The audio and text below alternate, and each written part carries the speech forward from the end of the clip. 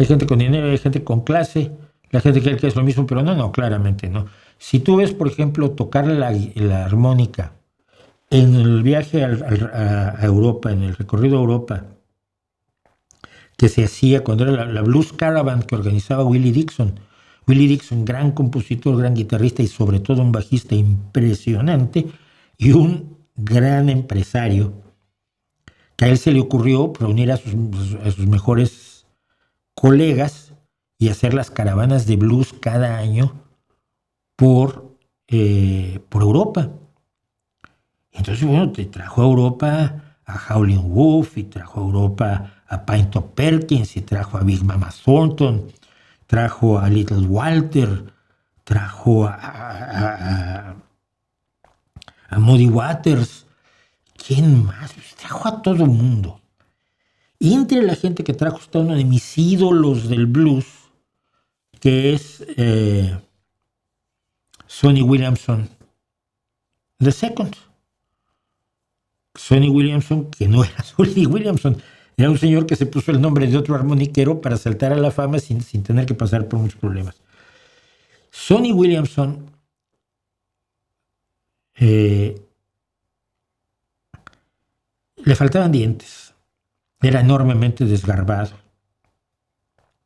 un hombre con muchos problemas. Cuando fue al Reino Unido, se compró un traje de 2 colores, de 2 tonos, maravilloso, y un bombín, y decidió empezar a llevar sus armónicas en un portafolios de estos de los que llevaban en los años 60, estamos hablando, los grandes corredores de bolsa de la City londinense. Sonny Williamson, voy a dar el nombre completo porque es Sonny Boy Williamson. Sonny Boy Williamson II, cuyo nombre real se cree que era Alec Miller o Alex Miller. Bueno. Cuando tú te vas a YouTube y le buscas Sonny Boy Williamson II en Europa, te vas a encontrar con el tipo con más clase del mundo, que se quería venir a vivir a Europa